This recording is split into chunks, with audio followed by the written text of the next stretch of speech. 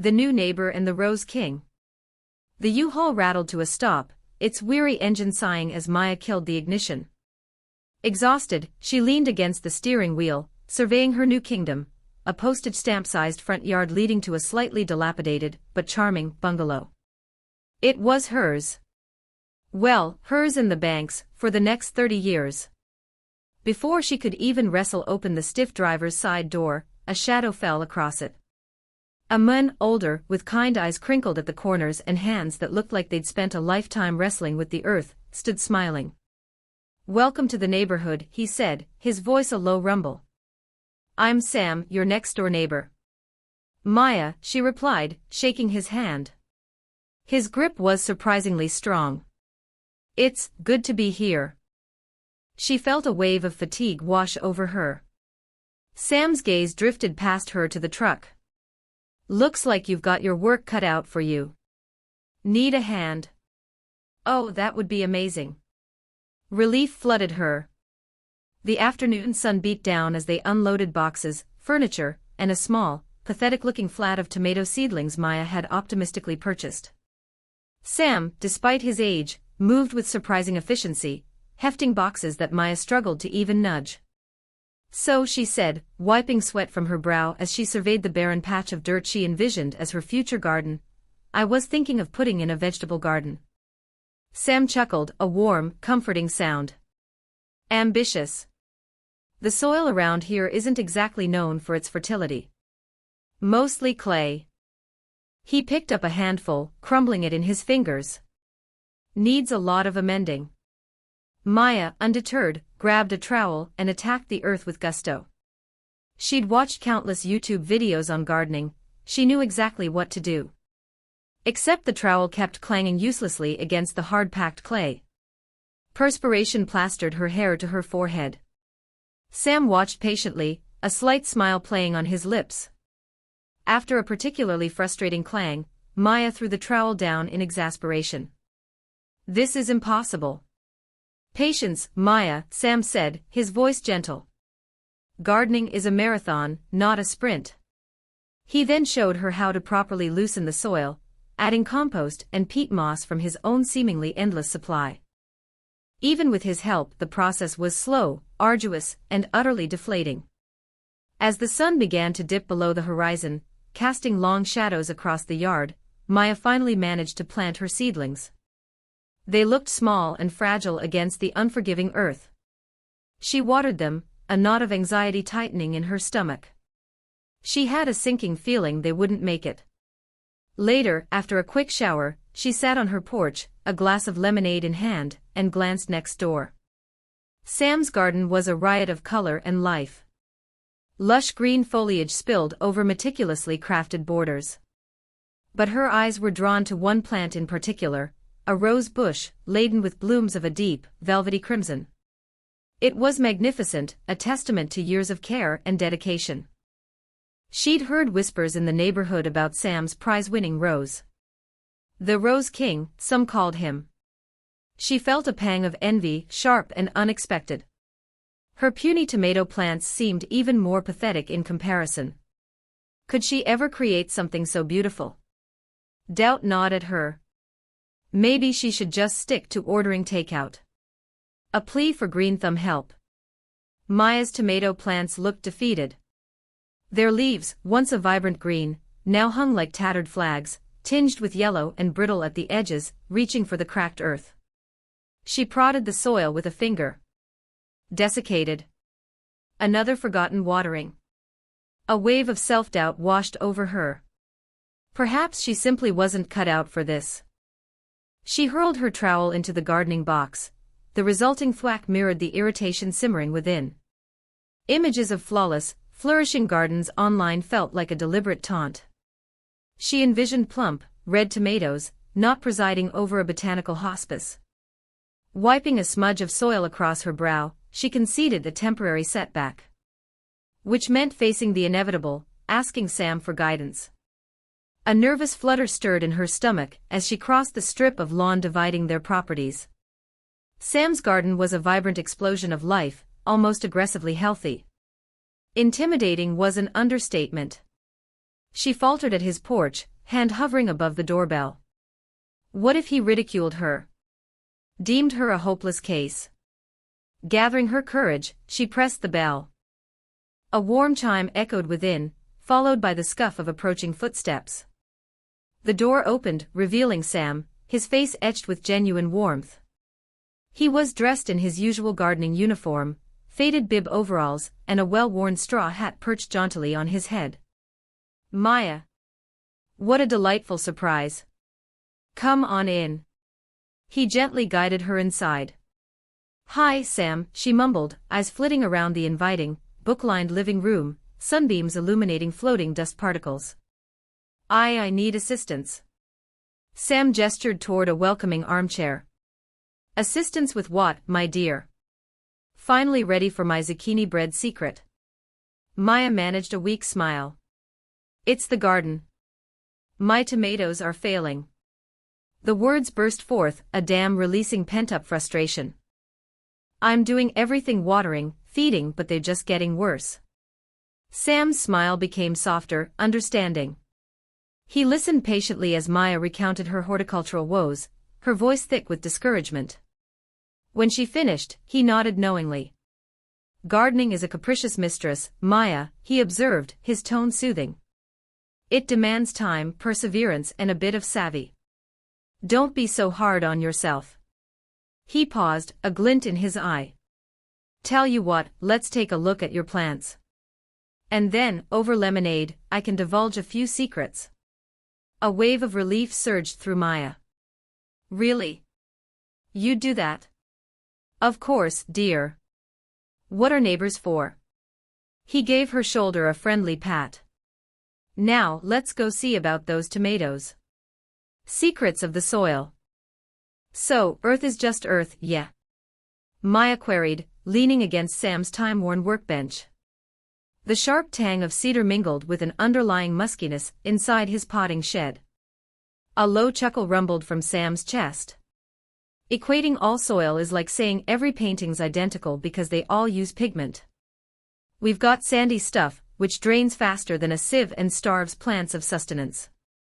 Then there's clay, tight and weighty, hoarding water like a dragon guards its treasure. And loam, the Goldilocks zone, a perfect blend of grit, silt, and clay, enriched with enough organic matter to practically hear the plants hum. He scooped up 3 handfuls, each a distinct earthy hue, presenting them to her. Experience the distinction. Maya grimaced slightly, tentatively reaching out. The sandy sample felt abrasive, the clay clammy and stiff. The loam, however, yielded softly to her touch. All right, point taken. But how do you even know what's what? Simple. We analyze it. Sam grinned, retrieving a small kit bristling with vials and reagents. He guided her through the process, decoding pH scales and nutrient deficiencies. Maya jotted notes, her brow furrowed in concentration, a blend of excitement and apprehension bubbling within her. This was far more intricate than she'd anticipated. Their next task involved the compost heap. Sam demonstrated how to alternate greens, discarded vegetable peels, mown grass with browns, fallen leaves, shredded cardboard. Visualize it as an all-you-can-eat buffet for microbes, he explained, adding a scoop of coffee grounds. They'll break down everything and transform it into gardener's gold. Maya wrinkled her nose. The compost reeked pungently. Gardener's gold, eh? Smells more like refuse to me. Sam simply smiled. Requires patience, Maya. All worthwhile endeavors do. The ensuing weeks became a whirlwind of seed starting in tiny peat pots. Sam underscored the critical role of sunlight 6 to 8 hours each day for most edibles. Maya meticulously arranged her pots along a sun-drenched windowsill, watering them with unwavering dedication. Each dawn, she'd eagerly inspect them for any hint of verdancy. Silence. One afternoon, she discovered Sam attending to his own starts within the greenhouse. He was whistling a quiet melody, his face etched with serene contentment. They're not sprouting, Maya burst out, her voice laced with frustration. I'm following all the steps but nothing's happening. Sam straightened up, wiping grime from his hands onto his overalls. Patience, Maya. Seeds march to their own inner clock. Forcing them is futile. But I crave visible progress, she countered, gesticulating emphatically. I long to witness the foliage unfurling, the tomatoes blossoming. I desire results. Sam sighed, a shadow flickering across his gaze. He approached her and gently rested a hand on her shoulder. Cultivating isn't about immediate fulfillment, Maya. It's about nurturing, about having faith in nature's rhythm. It's about recognizing the beauty in the imperceptible, the promise in the latent. He paused. And sometimes it's about enduring. He pointed towards a tray of miniature tendrils, barely poking through the surface. Observe those. They're coming. Just not according to your timeline. Maya gazed at the minuscule sprouts, an unexpected rush of emotion coursing through her.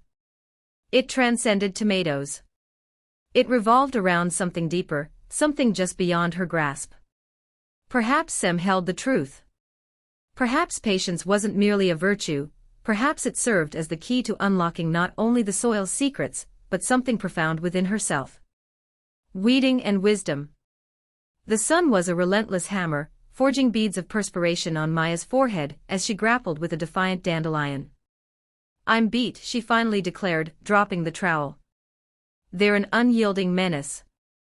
Sam's smile etched deeper lines into his well-worn face. He lowered himself to the earth beside her, movements deliberate.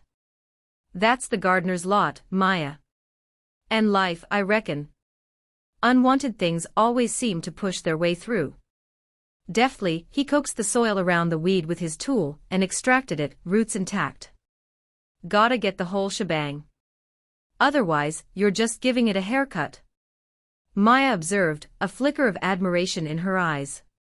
On her next attempt, the dandelion snapped, leaving roots stubbornly embedded. I'm hopeless at this. Patience, child, Sam said, his gaze twinkling. A garden is a masterclass in forbearance. And observation. See how those roots claw into the earth. It's just fighting for survival, same as the rest of us. They worked in comfortable quiet, punctuated only by the drone of foraging bees and a robin's cheerful calls. A surprising calm settled over Maya, the repetitive task a balm to her frayed nerves. So she ventured, breaking the silence, how did you become such an expert? A soft smile touched Sam's lips, tinged with longing. My Eleanor, she possessed the magic touch. I was just her helper. Roses were her heart's delight. We had a riot of them, each one a different shade and perfume. His eyes drifted towards the tangled rose bushes bordering his property. She knew them intimately. Knew their names, their peculiarities, what made them thrive. I miss her, something fierce. A wave of compassion washed over Maya. She hadn't considered the story woven into his knowledge, a tale of love and bereavement. I'm so sorry, Sam, she murmured. She must have been remarkable. She was indeed, he affirmed, his voice thick with unshed tears. She gave me a good education, not just about tending the earth but about living. About cherishing the everyday graces, the beauty of a single bloom, the sun's warmth on your skin. Encouraged by his candor, Maya decided to open up a little. I'm studying to be an environmental scientist, she said, uprooting another interloper. I want to help safeguard the planet, to tackle climate change. It feels overwhelmingly daunting at times, like I'm a solitary figure facing a tsunami. Sam nodded, understanding etched on his face. It is a colossal task. But every contribution matters. Each weed you banish, each seedling you nurture, every choice you make toward sustainability. It all accumulates. Never discount the power of modest actions, Maya. They can burgeon into something substantial. He offered her the watering can. Now let's give these tomatoes a good drink, shall we? They're parched after baking in the sun all day. As Maya tended to the plants, Sam's words resonated within her. Perhaps he had a point. Maybe even a small, routine act like weeding held significance. And perhaps, just perhaps, she wasn't so inept at this gardening thing after all. The hailstorm's fury. The sky had been a deceptively gentle blue just moments ago. Maya had been admiring her tomato plants, their green fruit swelling with promise, picturing the salsa she'd make, the bruschetta she'd pile high. Then, a darkening, a mutter of thunder in the distance, and a sudden, vicious wind. Before she could even register a thought of moving them, the first hailstone struck. Not the gentle, pellet-sized hail she'd seen before, but monstrous chunks of ice, some easily the size of golf balls, pummeling down with terrifying force. "Oh no, no, no!" Maya cried, rushing outside without even grabbing a coat. The hailstones stung her skin, raising welts on her bare arms. She could only watch, helpless, as her precious tomato plants were systematically shredded. Leaves were torn to ribbons, stems snapped like twigs, and the unripe tomatoes themselves were bruised and battered, some even split open by the brutal assault. Tears welled in Maya's eyes. All that work, all that careful tending, gone in a matter of minutes. It felt like a personal attack. From across the narrow strip of lawn that separated their houses, Maya saw Sam emerge, hobbling as fast as his aging legs could carry him. He was clutching a large sheet of plastic, his face etched with worry. He headed straight for his prize-winning rose bush, a flamboyant beauty laden with crimson blooms. Maya knew how much that rose bush meant to him. He'd been nurturing it for years, a living testament to his patience and skill. Sam struggled to unfurl the plastic sheet, battling the wind that threatened to rip it from his grasp. He managed to drape it partially over the rose bush, but the hail was relentless, tearing holes in the plastic and battering the exposed blooms. Maya watched, her own devastation momentarily forgotten in the face of Sam's desperate efforts. He looked so small, so frail, against the fury of the storm. Finally, with a defeated sigh, Sam gave up. He retreated back inside, leaving the rose bush to its fate. The hailstorm raged on for another 10 minutes, a chaotic symphony of destruction. When it finally subsided, leaving behind a landscape littered with ice and debris, Maya ventured out again. The scene was even worse than she'd imagined. Her tomato plants were ruined, reduced to a tangled mess of broken stems and shredded leaves. She looked toward Sam's yard. The plastic sheet lay discarded on the ground. The rose bush, once a vibrant splash of color, was now a mangled wreck. Petals lay scattered like fallen tears, and the leaves were riddled with holes. Maya felt a lump in her throat. She knew exactly how Sam must be feeling. Utterly, completely defeated. Picking up the pieces. A weak sun cast a jaundiced light, barely piercing the gloom that had settled deep within Maya. She surveyed her garden's ruins, the air heavy with the pungent odor of crushed foliage and raw earth. The storm, a violent hand, had swept through the night before, obliterating her ordered rows, and leaving her aspirations scattered across the sodden ground. A stifled sob escaped her. The zucchini, its leaves now resembled tattered flags. The peppers cleanly severed from their life source. The tomatoes, some coated in mud, stubbornly clinging, others irretrievably lost. Annihilation. Countless hours of nurturing, weeks brimming with optimism, reduced to this pathetic tableau. "It's just gone," she breathed, her voice fragile. Sam's shadow lengthened beside her, a reassuring presence. He remained silent at first, his own plot a mirror of her devastation. His weathered hand stroked a shattered sunflower stem, its heavy head bowed in sorrow. At last he sighed, a sound resonant with unspoken burdens. "Looks like Mother Nature decided to renovate." His tone held a wry edge, yet Maya heard the faint tremor beneath. "I don't know what to do," Maya admitted, despair swelling within her, a dark tide. "I can't even bear to look." Sam understood. "This garden, I've invested a lot in it too. Seeing this, it smarts." He paused, then met her gaze, revealing a surprising tenderness. "But you know what struck me this morning? It's just a garden, Maya. Not a defeat, just a hiccup. An opportunity to recalibrate, to try a new approach." She stared at him, tears welling, distorting her vision. "But all the work, the sheer time. Time wisely spent, Sam gently corrected. We learned, we flourished, both literally and otherwise. And this is another lesson. Besides, he added, a ghost of a smile playing on his lips, I could use some help. They say misery enjoys company, but I'd rather have a co-conspirator in reconstruction. He indicated the jumbled wreckage. We salvage what we can. Replant. Maybe even explore some new varieties. What do you say?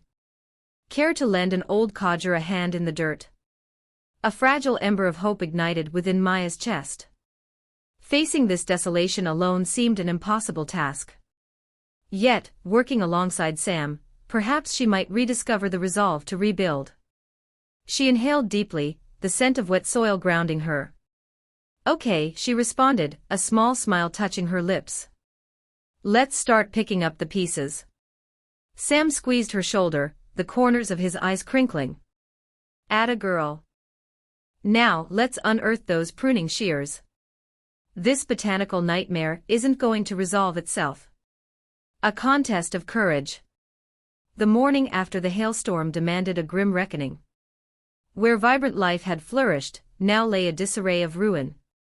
Clay shards littered the ground, foliage hung in tatters, and the tomato cages resembled mangled modern art.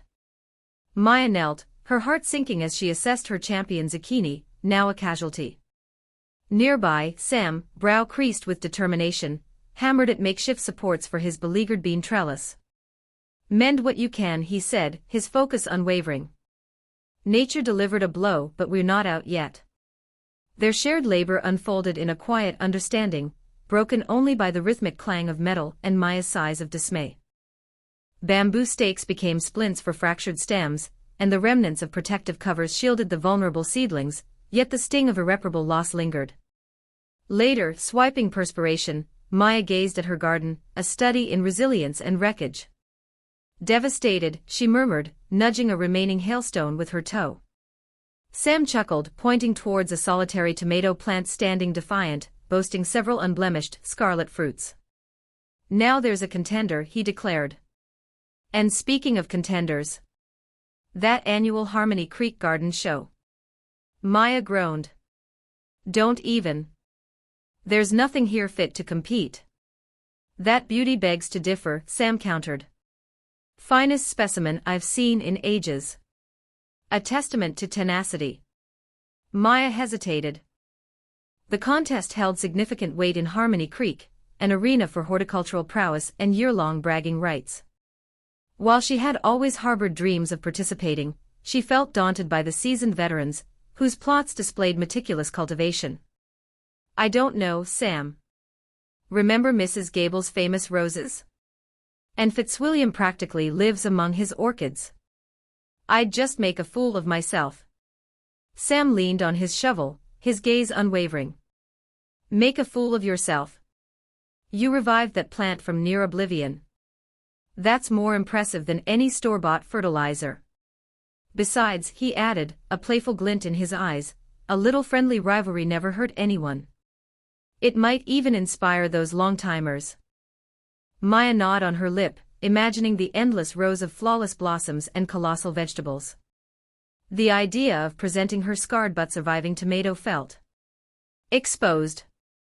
What if it loses, she whispered, her voice barely audible. What if I'm laughed off stage?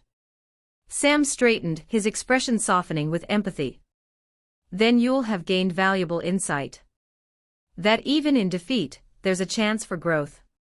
And besides, he concluded with a knowing smile, I suspect that tomato has a few tricks concealed beneath its foliage. Judging day. The community center buzzed with a nervous energy that amplified Maya's own. Folding tables lined the hall, each draped with a crisp white cloth and displaying the fruits and vegetables of someone's labor. Pumpkins the size of small cars sat beside delicate orchids, their vibrant hues a stark contrast to the earthy tones of the root vegetables. The air, thick with the scent of damp soil and blooming jasmine, made Maya's nostrils twitch. Quite the spectacle, eh? Sam said, his voice a low rumble beside her. He carried Beatrice, Maya's cherished tomato plant, with the careful reverence usually reserved for newborn babies. Maya swallowed, her throat suddenly dry. Spectacle is one word for it. Massacre is another. Look at that zucchini. She pointed to a specimen easily the length of her forearm. Mine looks like a gherkin next to that monster. Sam chuckled, a dry, rustling sound. Now, Beatrice here has more character than any overgrown gourd. Besides, he lowered his voice conspiratorially, size isn't everything. He placed Beatrice on a table designated for tomatoes, and Maya immediately felt a wave of inadequacy wash over her. A woman with silver hair piled high on her head was fussing over a row of perfectly spherical, crimson tomatoes, each one gleaming like a polished ruby. Another man, sporting a tweed jacket and a meticulously trimmed beard, was carefully arranging vine-ripened heirlooms in a rainbow of colors. Maya's own plant, while healthy, looked ordinary. Maybe we should just go, she mumbled, her fingers fidgeting with the hem of her t-shirt. I don't think Beatrice is ready for this kind of competition. Sam placed a hand on her shoulder, his touch surprisingly firm. Maya, you put your heart and soul into nurturing that little plant. You learned, you struggled, and you succeeded in growing something beautiful. Don't let a few prize-winning vegetables intimidate you. This isn't just about winning a ribbon, it's about celebrating the journey. He gestured towards a group of children excitedly pointing at a sunflower taller than any of them. Look at those kids. They don't care about perfection. They see the wonder in nature, the joy in growth. That's what this is all about. Remember why you started. His words, simple and honest, chipped away at Maya's self-doubt. She took a deep breath, the scent of jasmine now strangely comforting. She straightened her shoulders and met Sam's gaze. You're right, she said, a small smile playing on her lips. It's not about winning. It's about Beatrice. She reached out and gently adjusted a stray leaf on the plant. Besides, she added, a mischievous glint in her eye, those ruby tomatoes probably taste like water. Beatrice has flavor. Real flavor. More than just a prize. The air in the community hall crackled with anticipation. Maya fidgeted, her palms slick against her jeans. Rows of tables displayed the fruits and vegetables of everyone's labor, plump pumpkins, vibrant sunflowers and of course, a multitude of tomatoes. Her own big boy sat proudly amongst them, gleaming under the fluorescent lights. And now, Mayor Thompson boomed from the small stage, for the moment you've all been waiting for, the winners of the annual community garden contest. Maya held her breath as the mayor began announcing the categories. Best pumpkin. Tallest sunflower. Heaviest zucchini. Each announcement felt like a tiny pinprick deflating her hopes. Finally, they reached the tomato category. Third place goes to Mrs. Higgins for her early girl variety. Polite applause rippled through the hall. Maya squeezed her eyes shut.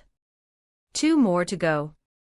Second place goes to young Timmy Johnson for his stunning heirloom brandywine. A small boy beamed as he accepted his ribbon. That was it. She hadn't won. A wave of disappointment washed over her, bitter and sharp. She felt Sam's hand gently pat her shoulder. And now, Mayor Thompson continued, we have a special honorable mention for a tomato plant that demonstrated exceptional dedication and care, Maya Rodriguez and her big boy. Honorable mention. It wasn't the blue ribbon she'd envisioned, but a smile tugged at Maya's lips. She walked to the stage, accepting the small certificate with a shy grin. Back at Sam's, the aroma of simmering tomatoes filled the kitchen. Maya, having changed into more comfortable clothes, stirred the bubbling pot. So, not exactly a grand prize, she said, a hint of self-deprecation in her voice. Sam chuckled, carefully spreading rose petal jam onto a piece of toast. More than just a prize, Maya. You learned, you grew, you created something beautiful. That's the real reward. The homemade tomato sauce, thick and rich, tasted like summer sunshine. The rose petal jam, delicate and floral, was a sweet counterpoint. As they ate, Maya recounted the day's events, her disappointment fading with each spoonful. Weeks turned into months. The autumn chill painted the leaves in fiery hues, and the garden transformed into a tapestry of browns and golds. Maya and Sam worked side by side, preparing the soil for winter, planting bulbs for spring. They shared stories, laughter, and the comfortable silence of companionship. One crisp afternoon, as they were covering the last of the flower beds with mulch, Maya paused, watching Sam carefully pat down the earth. "You know," she said, a genuine warmth spreading through her, "I came here for gardening advice. But I got so much more." Sam looked up, his eyes crinkling at the corners. "Gardens have a way of doing that, Maya. They connect us to the earth, to each other." He smiled, a gentle, knowing smile. "And they teach us that sometimes, the best things in life aren't the prizes we win, but the seeds we sow."